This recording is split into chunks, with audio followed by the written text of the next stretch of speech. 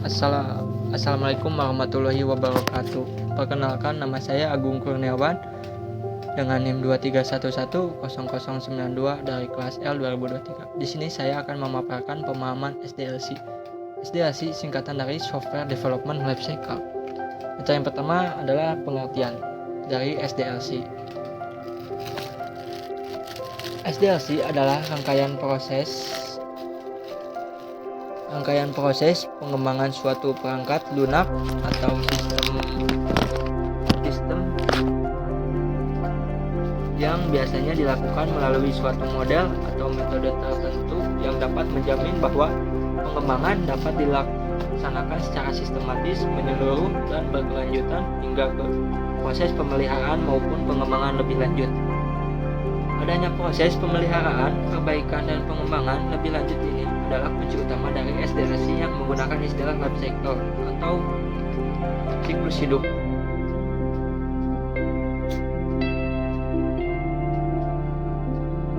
Berikut adalah beberapa pendapat pakar IT tentang SDLC. Yang pertama dari Roger S. Pressman, SDLC adalah sebuah metodologi yang menyediakan kerangka kerja untuk mengembangkan perangkat lunak secara sistematis dan terstruktur.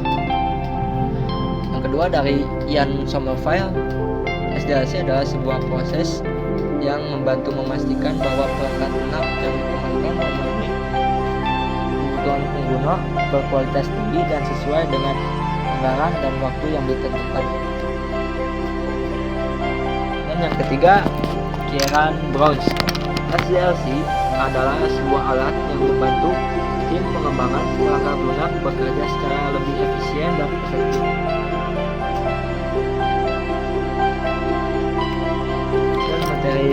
Dan materi yang kedua adalah tujuan.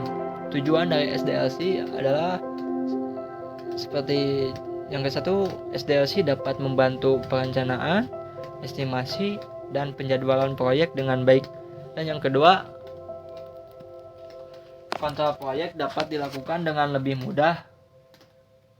Dan yang ketiga, semua pemangku kepentingan dapat mengetahui bagaimana siklus pengembangan software secara transparan. Dan yang keempat, dapat mempercepat proses pengembangan software. Dan yang kelima, mengurangi risiko proyek. Yang keenam, dapat mengurangi biaya manajemen proyek dan biaya produksi. Dan yang kelima, meningkatkan hubungan yang baik dengan klien. Materi ketiga, tahapan SDLC. SDLC ada beberapa tahapan, yaitu 7 tahapannya. Yang pertama, planning. Pada tahap ini, tim berfokus pada perencanaan.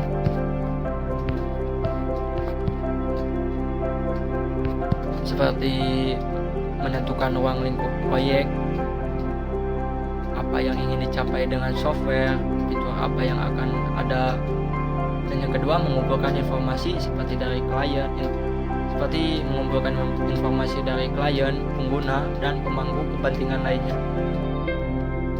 Dan yang ketiga, membuat rencana seperti struktur tim, jadwal pengerjaan, anggaran, keamanan, dan faktor penting lainnya. Tujuan dari tahap ini adalah memastikan semua pihak sepakat dengan apa yang ingin dicapai, menghindari kesalahpahaman dan penundaan di kemudian hari. Dan yang ketiga, membantu tim bekerja secara terarah dan efisien.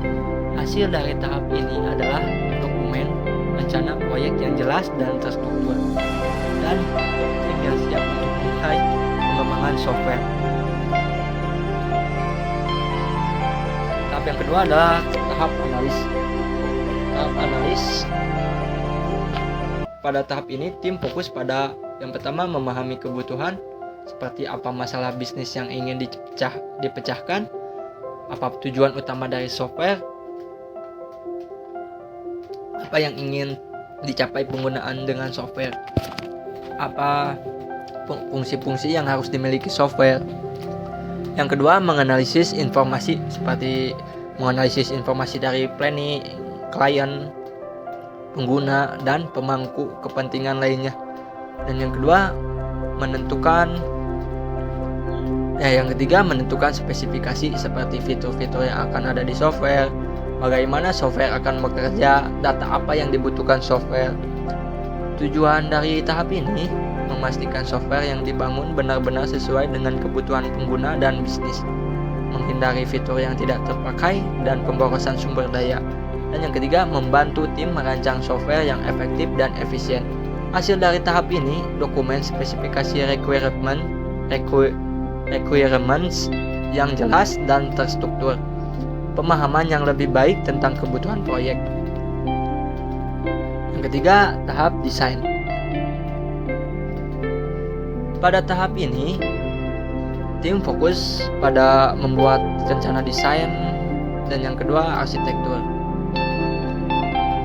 seperti bahasa pemrograman yang digunakan, desain software secara keseluruhan, dan yang kedua, user interface atau UI, bagaimana pengguna berinteraksi dengan software.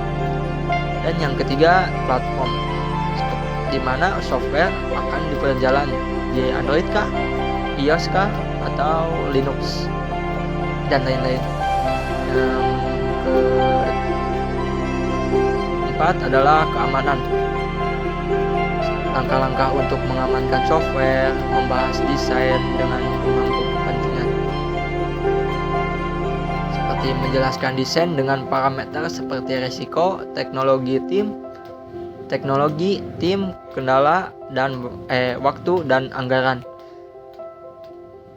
Mendapatkan umpan balik dan saran,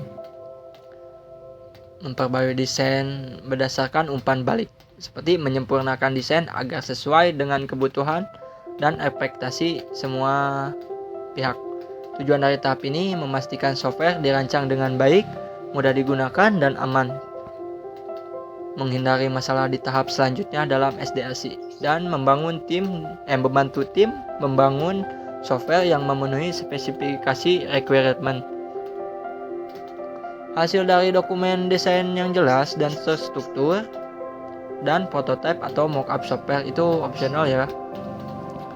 Tahap keempat adalah tahap development atau pengembangan. Pada tahap ini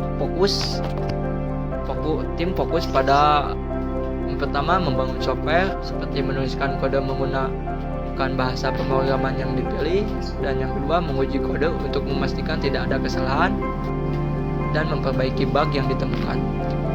Yang kedua, mengintegrasikan komponen, menggabungkan semua bagian software yang berbeda, memastikan semua komponen bekerja dengan baik. Dan yang ketiga, menguji software secara menyeluruh, seperti menemukan dan memperbaiki bug, memastikan software memenuhi spesifikasi requirement. Tujuan dari tahap ini adalah membangun software yang fungsional dan sesuai dengan desain, menemukan dan memperbaiki bug sesegera mungkin, memastikan software siap untuk pengujian dan penerapan. Hasil dari tahap ini adalah software yang dapat dijalankan dan laporan pengujian. Yang kelima adalah testing. Testing atau pengujian. Pada tahap ini tim fokus pada yang pertama, menemukan bug dan cacat, seperti menjalankan berbagai tes pada software untuk menemukan bug dan cacat, dan memastikan software memenuhi semua persyaratan. Yang kedua, memverifikasi fungsionalitas, seperti memastikan software bekerja sesuai dengan yang diharapkan, memvalidasi bahwa software memenuhi kebutuhan pengguna, dan yang kedua, meningkatkan kualitas software, seperti memperbaiki bug dan cacat yang ditemukan, meningkatkan keandalan dan stabilitas software. Tujuan dari tahap ini adalah menerima software yang bebas bug dan berkualitas tinggi, meminimalkan risiko kegagalan software setelah dirilis. Yang kelima,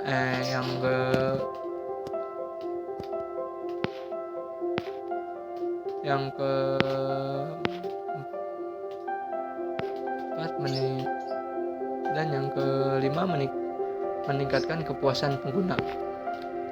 Hasil dari tahap ini, laporan pengujian yang merinci bug dan cacat yang ditemukan, software yang lebih stabil dan andal, umpan balik dari pengguna tentang kualitas software.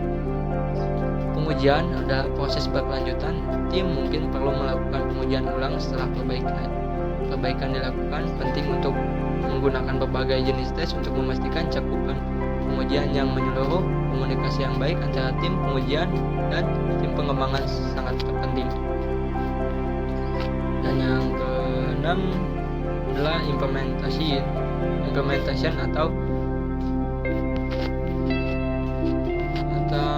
implementasi.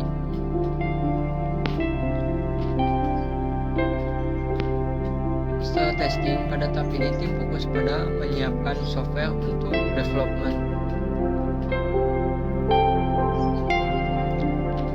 Seperti memilih lingkungan produksi, membackup data, menjadwalkan downtime, dan yang kedua menerapkan software. Seperti menginstal software di lingkungan produksi, mengkonfigurasi software, memigrasi data, dan yang ketiga adalah menguji software di lingkungan produksi seperti memastikan software bekerja dengan benar, memperbaiki bug yang ditemukan, dan yang keempat merilis software pengguna seperti memberikan pelatihan pada pengguna, menyediakan dokumentasi, dan mendukung pengguna.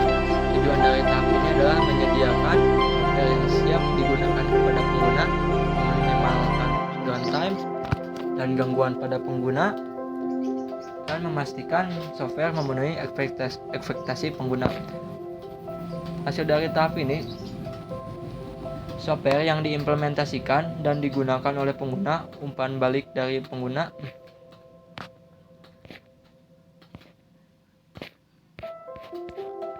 yang tahap terakhir adalah maintenance.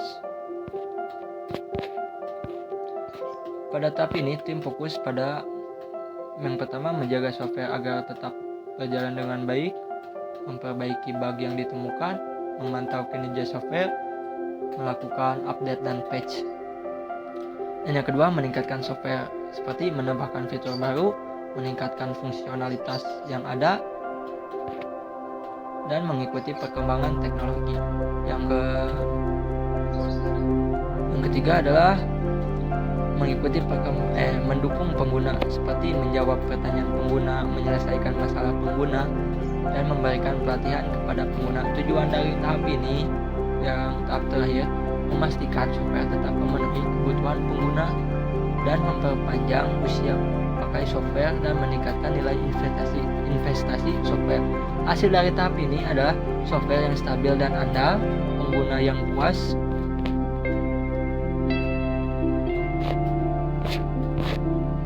Mungkin segitu saja dari materi tahapan SDLC, dan selanjutnya adalah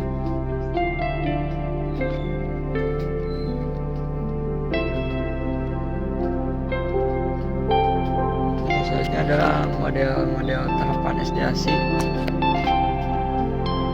Yang pertama adalah waterfall. Waterfall adalah salah satu model SDLC tertua. Langkah kerja ini menekankan untuk terus maju dari satu tahap ke tahap berikutnya. Jadi Anda harus benar-benar menyelesaikan suatu tahap secara sepenuhnya sebelum melanjutkan ke tahap berikutnya. Kerangka kerja ini cocok untuk proyek kecil dengan hasil akhir yang mudah ditentukan dari awal. Namun untuk pengerjaan proyek besar sebaiknya hindari penggunaan waterfall karena kerangka kerja ini tidak cocok untuk proyek yang kompleks serta tidak fleksibel terhadap perubahan. Kesimpulannya, waterfall adalah model SDLC yang sederhana dan mudah dipahami. Model ini cocok untuk proyek kecil dengan persyaratan yang jelas dan stabil. Namun untuk proyek yang lebih besar dan kompleks, model lain seperti Agile mungkin lebih sesuai karena fleksibilitas dan kemampuan untuk beradaptasi dengan perubahan. Yang kedua adalah Agile. Agile adalah kerangka kerja untuk pengembangan software dengan proses yang ramping namun dapat menghasilkan produk akhir berkualitas tinggi. Kerangka kerja ini akan menggunakan urutan kerja inkremental atau berkembang sedikit demi sedikit secara teratur dan iteratif atau berulang. Model SDLC ini membutuhkan tim pengembang yang dapat beradaptasi dengan cepat terhadap perubahan dan cocok untuk pengembangan proyek berskala besar. Beberapa kelebihan dari kerangka kerja ini seperti memungkinkan pengembangan dan pengujian yang cepat, masalah atau bug dapat segera terdeteksi dan diperbaiki, serta mengakomodasi perubahan atau peningkatan produk dalam proses pengembangan. Dan model yang ketiga adalah DevOps.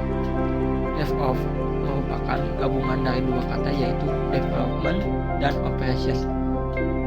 Kerangka kerja ini adalah kombinasi dari kultur, praktik, serta tools untuk meningkatkan kemampuan perusahaan dalam proses delivery produk dengan cepat dengan kecepatan tinggi. Secara garis besar, DevOps akan membentuk kolaborasi yang lebih erat antara tim pengembangan dan tim operasi untuk pengembangan produk. Cara ini dapat membantu perusahaan untuk menyelaraskan orang-orang, proses, dan alat yang digunakan untuk mencapai kepuasan. Selanjutnya adalah manfaat dari SDLC seperti meningkatkan kualitas perangkat lunak. SDLC membantu memastikan bahwa sistem perangkat lunak dirancang, dikembangkan, dan diuji dengan baik. Hal ini membantu mengurangi jumlah cacat dalam perangkat lunak. Yang kedua, mengurangi resiko proyek. SDLC membantu mengidentifikasi dan memitigasi resiko proyek di awal proyek. Hal ini membantu memastikan bahwa proyek tetap pada jalurnya dan sesuai anggaran. Yang ketiga, meningkatkan efisiensi dan efektivitas pengembangan. SDLC menyediakan kerangka kerja yang terorganisir dan pengembangan perangkat lunak. Hal ini membantu tim proyek bekerja lebih efisien dan efektif. Dan yang keempat, memenuhi kebutuhan pengguna. SDLC memastikan bahwa sistem perangkat lunak dirancang untuk memenuhi kebutuhan pengguna. Hal ini meningkatkan kepuasan pengguna dan nilai bisnis dari sistem. Terakhir adalah kesimpulan. SDLC adalah alat yang penting untuk proyek pengembangan perangkat lunak. Dengan mengikuti SDLC, organisasi dapat meningkatkan kualitas sistem perangkat lunak mereka, mengurangi risiko proyek, mengembangkan perangkat lunak yang memenuhi kebutuhan penggunanya, dan memenuhi persyaratan hukum dan peraturan. Sekian dari saya. Mohon maaf bila ada kesalahan. Assalamualaikum warahmatullahi wabarakatuh.